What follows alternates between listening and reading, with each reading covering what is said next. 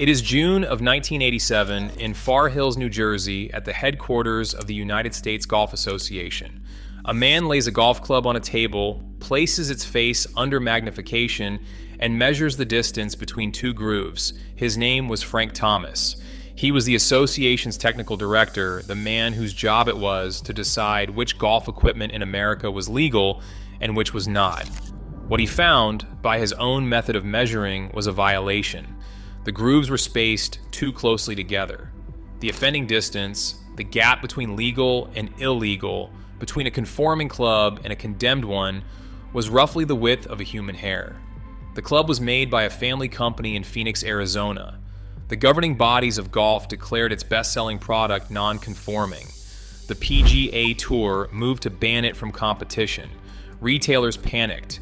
Touring professionals began pulling the clubs from their bags. And the founder, an elderly immigrant engineer who had built the whole company in his garage, watched the institutions of the sport he loved line up to finish him. You know how this story usually goes. You have watched it on this channel again and again.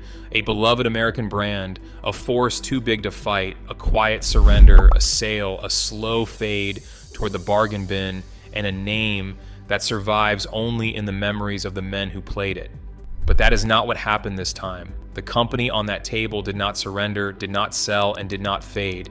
It dragged the most powerful institutions in golf into a federal courtroom and made them blink. It survived that war. It survived the loss of the genius who started it.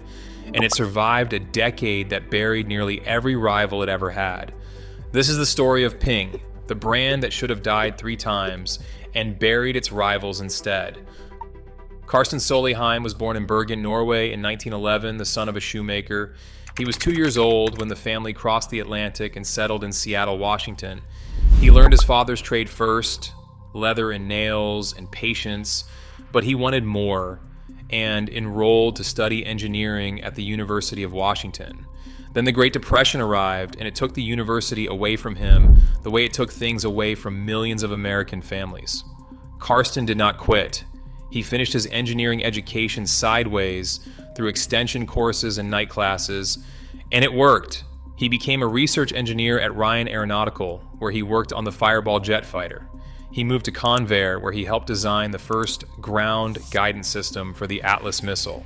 He landed at General Electric, where he had a hand in the company's early portable televisions, jet fighters, missile guidance, television. The shoemaker's son had made it. Then at 42 years old, his co-workers invited him to play golf. He had never struck a golf ball in his life. He borrowed a set of clubs and figured, how hard can this be? The answer arrived on the greens, where he missed and missed again. Most men would have laughed it off. Karsten Solheim went home irritated and not at himself. At the putter.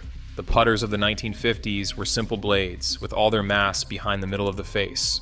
Strike the ball a fraction off center, and the head twisted in your hands, sending the ball wandering offline. Every golfer in America accepted this as the price of the game.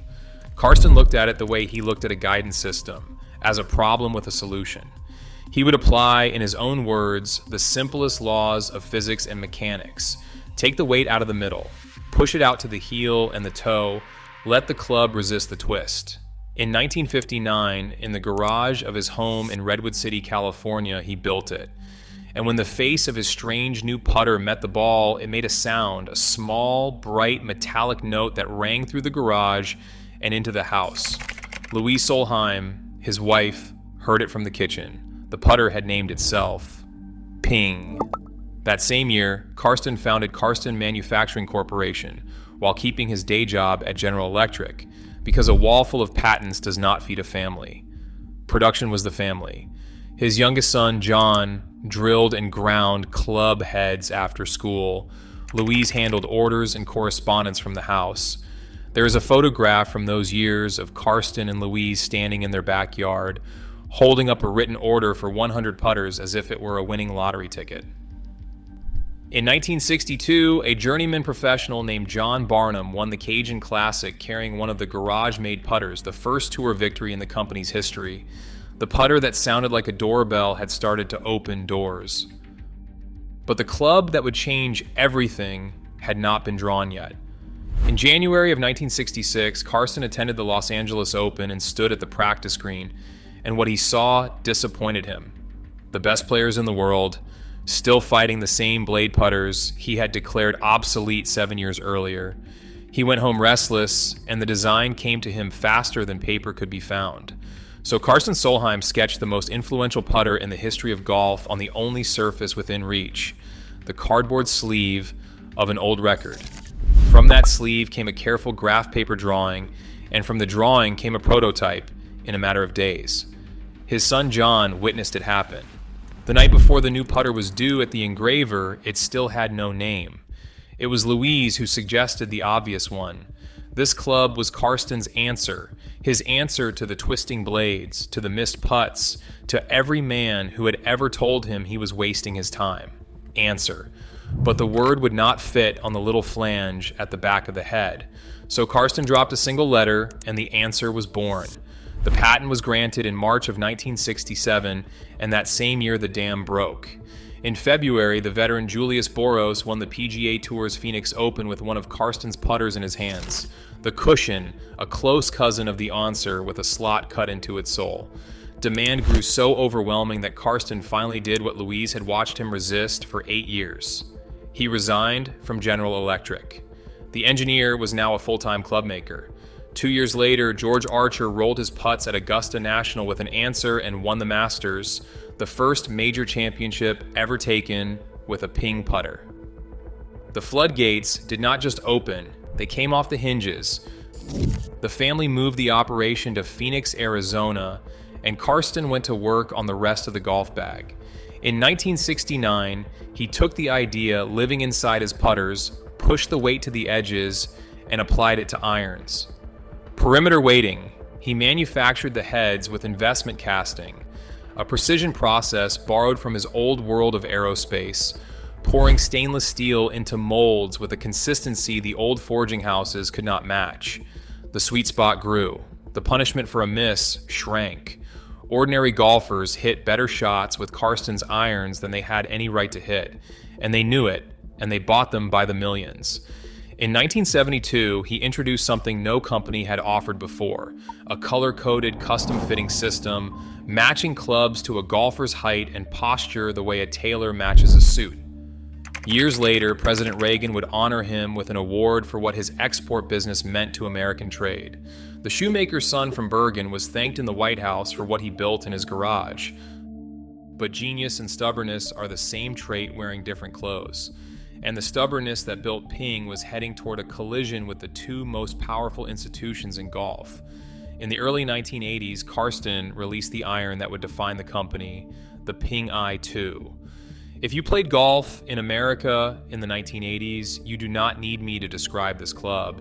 You remember the odd hunched profile, like a question mark cast in stainless steel.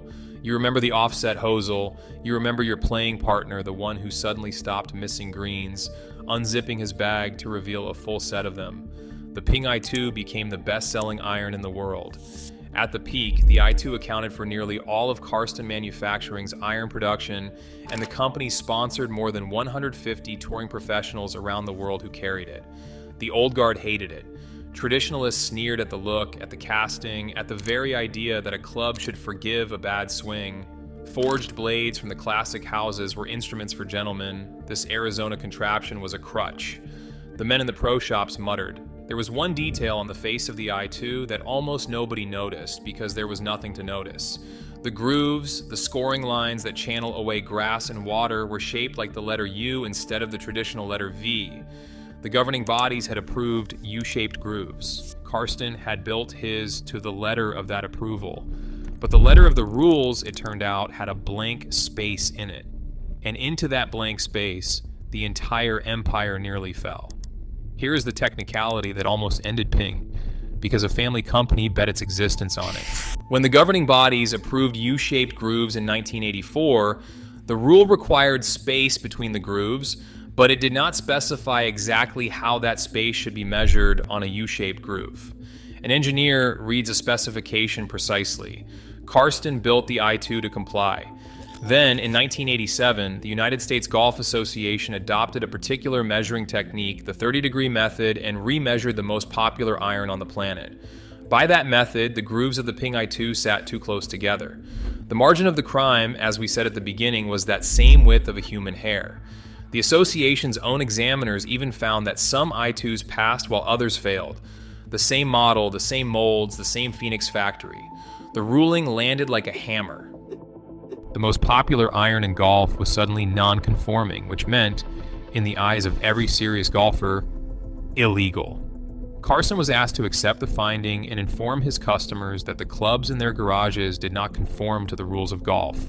Millions of loyal customers holding thousands of dollars of equipment were told they were carrying contraband.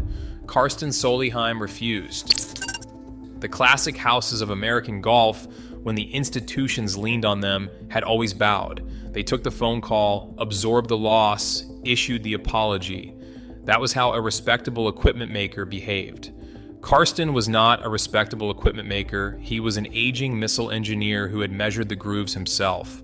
On August 10, 1989, Carsten Manufacturing filed suit in federal court in Arizona against the United States Golf Association and the Royal and Ancient of St. Andrews, the two bodies that govern golf on Earth, demanding $100 million, an amount that antitrust law allowed to be tripled.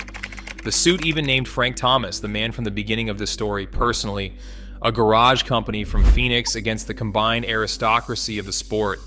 The court soon excused the Royal and Ancient, ruling the Scots too foreign to be sued in Arizona. The USGA remained squarely in the crosshairs, and then the PGA Tour joined the war on the other side. On January 1st, 1990, the Tour banned square grooves from its competitions outright, a ban aimed in every way that mattered at one company. Tour players who had won fortunes with the I2 were told the club was now forbidden at their workplace.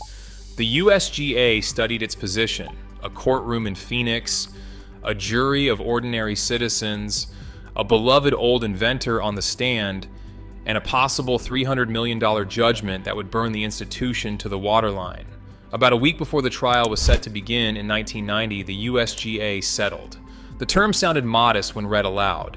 Ping would adjust its tooling going forward to match the official measuring method. In return, the USGA agreed that every Ping Ai 2 manufactured before April 1st, 1990, was conforming, grandfathered, permanently for as long as the rules of golf exist. And here I have to be honest with you, when I was reading through the court records and the oral histories for this video, there was one figure I had to double check.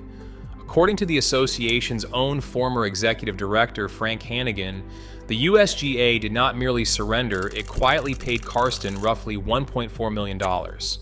Hannigan's oral history says the settlement changed the association forever, that from that day forward, the specter of another lawsuit haunted every equipment decision the governing body dared to make. The PGA Tour fought on.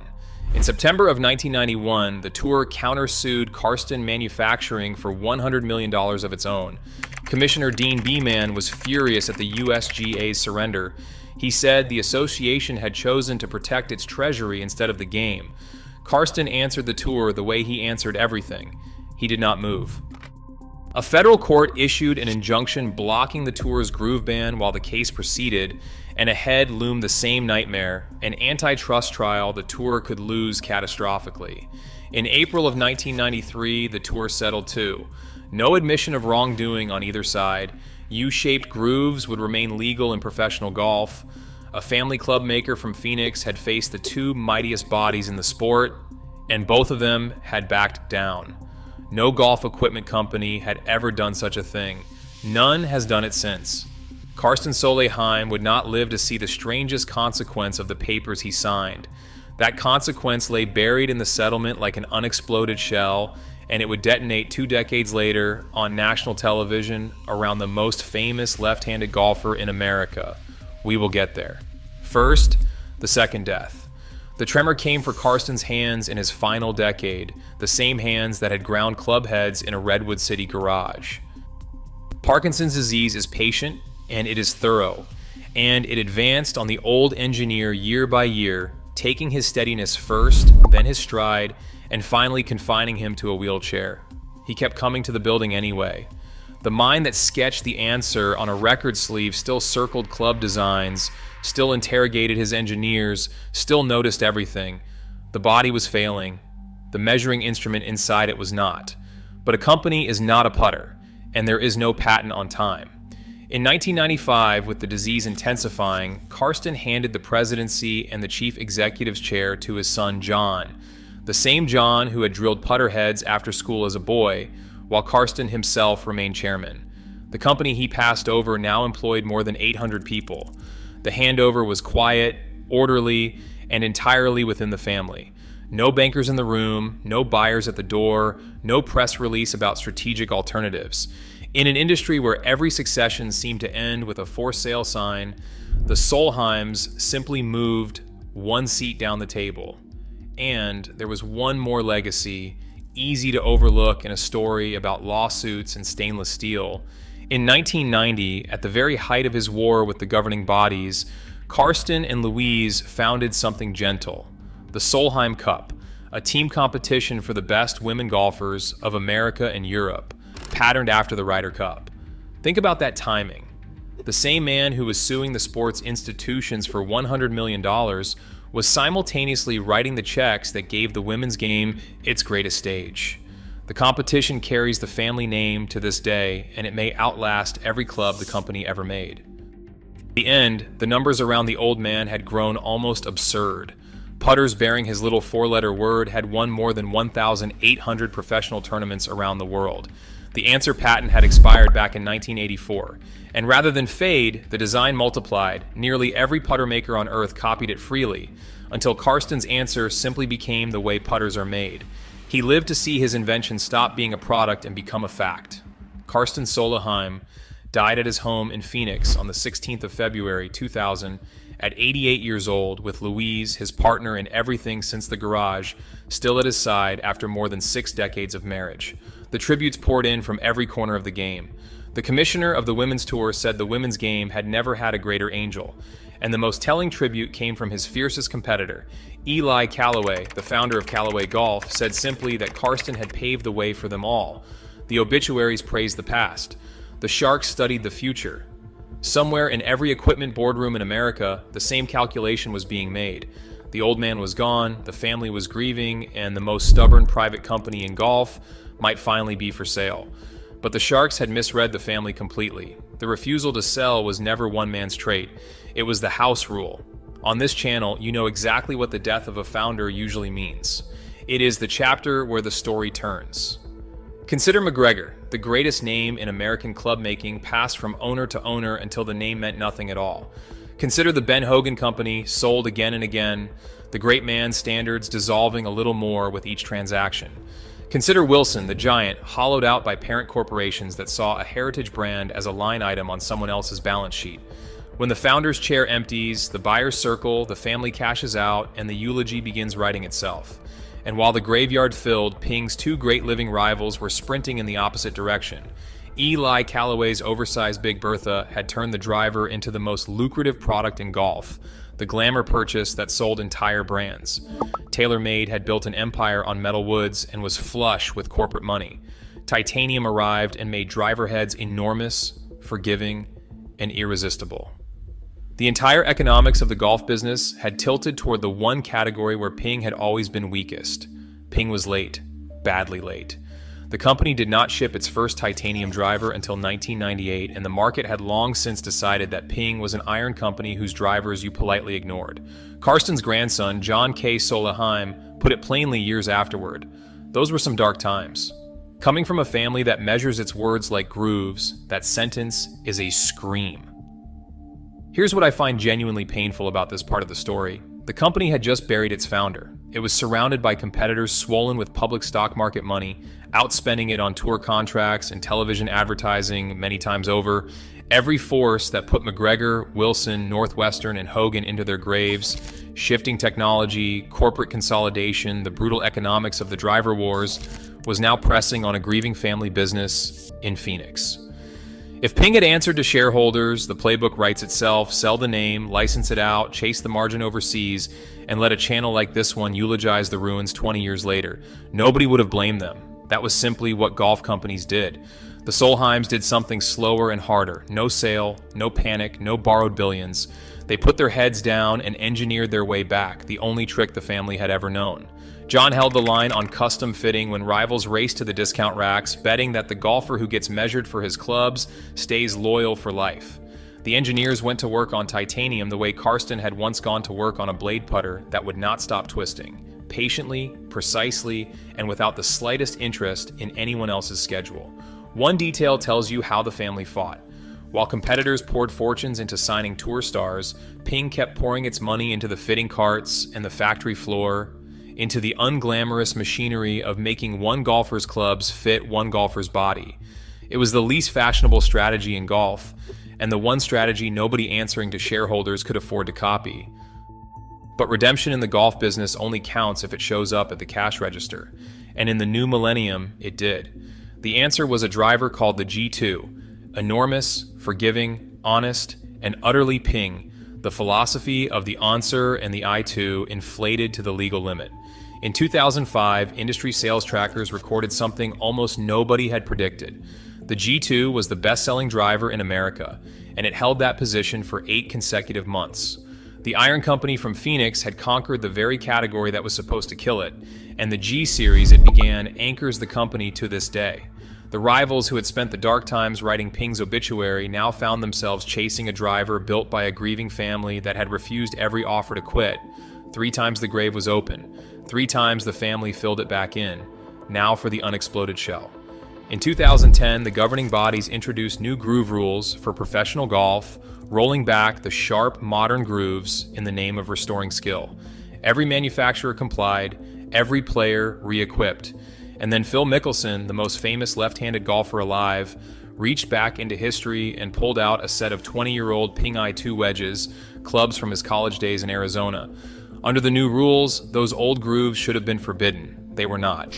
Because of the settlement Karsten signed, every I2 built before the April deadline of 1990 remained conforming forever, and the tour's own agreement meant it could not ban them.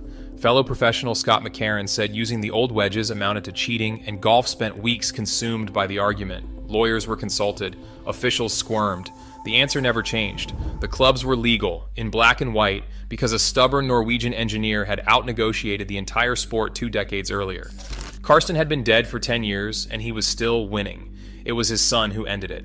John Solheim voluntarily waived the family's rights on the professional tours, announcing it, in a final touch his father would have savored, at the company's own tournament week in Phoenix, saying it was in the best interests of golf, while pointedly reminding the governing bodies that he had warned them this exact situation would happen. The family gave back, freely, the one prize the institutions could never take by force. And when Frank Thomas, the man who first measured those grooves, passed away years later, it was John Solheim who mourned him publicly, saying that through all the disagreements and all the spirited debates, the two sides had walked away as friends. The war had been real. So, in the end, was the respect. Amateurs, by the way, can play their grandfathered I2s to this day. Check your garage. And if you gamed a set of I2s back then, tell me in the comments which year you bought them, which course you played them on, and whether anyone ever grumbled about those grooves. And the old man's fingerprints keep surfacing in stranger places. A teenager named Tiger Woods won his national amateur titles with a Ping putter modeled on the answer. Champions at Augusta have putted out with answer descendants in their hands for half a century. But the truest monument is the one nobody notices.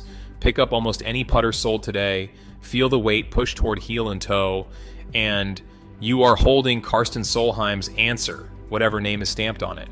So why is Ping still here? Not because the family was lucky. Ping survived the groove war because Karsten refused to accept a ruling he had measured to be wrong and was willing to bet the company on the difference.